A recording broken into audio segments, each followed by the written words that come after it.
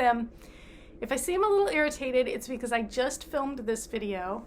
It was like 20 minutes long. And when I went to export it, the file said 0 minutes of, like the file was there, but it said 0 minutes of content. Meanwhile, the cat is behind the camera stand, so I apologize if he's causing grief as he does. It's my fault for naming him after a demon. In any case, this video was and will be again about things we've recently watched and are watching. Starting with Fargo season 5, which wrapped up a couple weeks ago. Probably my favorite season so far of this anthology series, which every season tells a different story in the Coen brothers style. This one was very, very much like, strong women versus patriarchal men. It's not everybody's cup of tea. It was pretty on the nose, but I enjoyed it. I thought Juno Temple was fantastic. I thought Jennifer Jason Leigh did a great job. I liked seeing the women be different. They had different strengths and that complemented each other. They had each other's backs. They supported one another, and where one was weak, another one was strong. And it was well developed. The characters were well done. That show is just consistently well written and well acted. And this was just another great season. John Hamm was fantastic as the villain as well. Poor Joe Keery.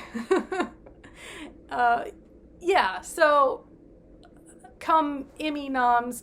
I know the calendars are a little messed up now because of the writer's strike, but I know that I think it was already on the ballot for Golden Globes and maybe Critics' Choice too, but it won't be eligible for Emmys until the next round, if I'm right. If I have it right. So I'm hoping that it gets some Emmy love. I know that Fargo typically does well. It collects a lot of hardware, and it deserves it, honestly. So that's Fargo season 5. We're also coming up on the end of the Percy Jackson season 1. I assume they plan to do, the series. Dominic Noble has a really good, episode by episode breakdown, book versus show, so I'm not going to even try to do that here because it's been a long time since I've read the books. But I'm watching the show just to see if I like it better than the movies, see if it has the feel that I'm looking for from these.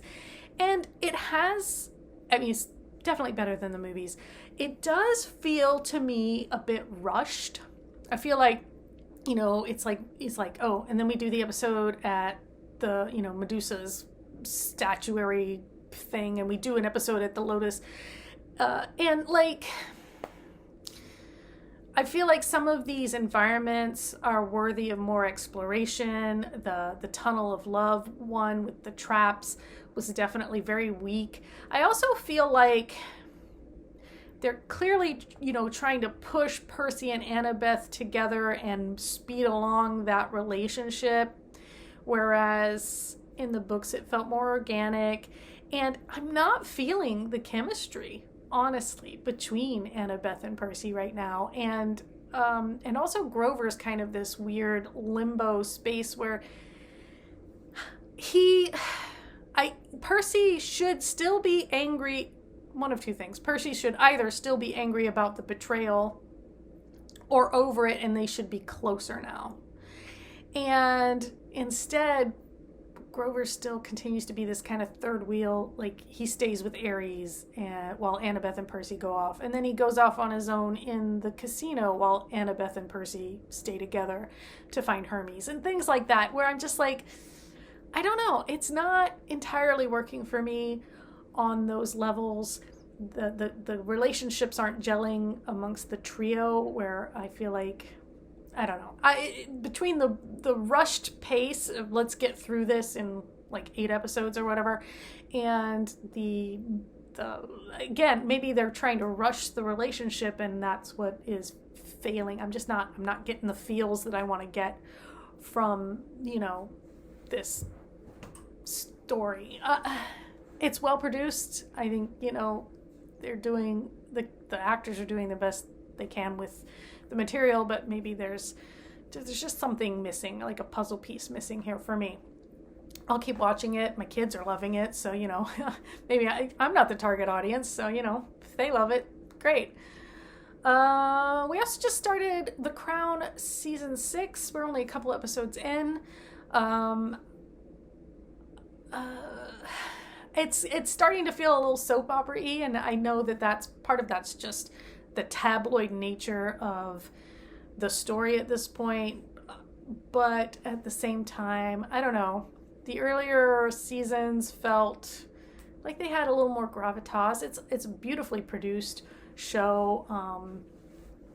But yeah, like I said, I'm only 2 episodes in. We're about to get to the fatal accident, I think, which the first episode like kind of started with, but then you backtrack, and I like it. I kind of feel the same about it as I do Percy Jackson, where I'm just kind of like, this is fine. But it's not wowing me the way I expected or wanted to be wowed. And we'll start True Detective: The Night Country soon. That's next on the list of things to watch television-wise. But as far as film goes, the only thing we've watched recently was Maestro. So I've seen 7 of the 10 Oscar nominees. The ones I haven't seen are American Fiction, which I would actually really like to see, Poor Things, which I really don't have any interest in for a variety of reasons, and Zone of Interest, which I just don't know that I would be able to watch. Like, I'm not sure I could literally stomach it, but I'm sure it's fantastic. Maestro is a good movie. I liked the way over the decades they changed the style and colorization and stuff to fit the decade. I thought that was an interesting choice / gimmick. It does feel a little gimmicky, but I like it anyway. I think Carey Mulligan is fantastic in this movie. I also think it's a little bit of a so it's not really focused on Leonard Bernstein. It doesn't say really anything very interesting about him. It's more about Carey Mulligan as his wife and her endurance of him. But I do feel like Bradley Cooper has to put a lot of energy into this performance, because Leonard Bernstein was a very energetic, extroverted person. And so you can see him working hard. I mean, literally sweating a lot of the time as he acts his way through this film.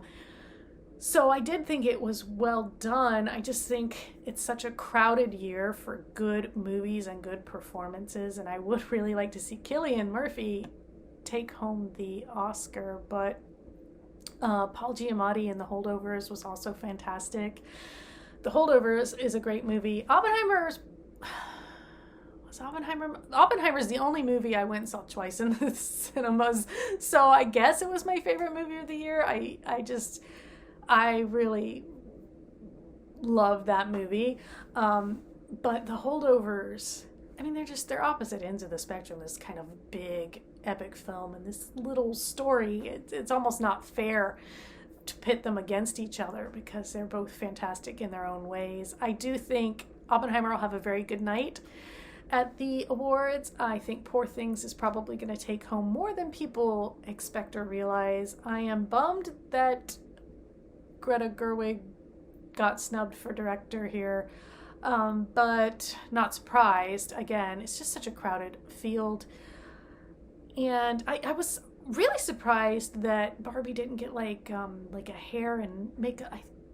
One of these, like, it was a hair and makeup or one of those, it didn't get a nom for, and I was more surprised by that. I think a lot of people were surprised about Margot Robbie. I saw Anatomy of a Fall, and I thought it was fine, but I think the love for it kind of confuses me a little. I thought it was an okay movie. Past Lives was better, I think. But that's just me. I mean, all of this is obviously subjective and opinion. It'll be interesting.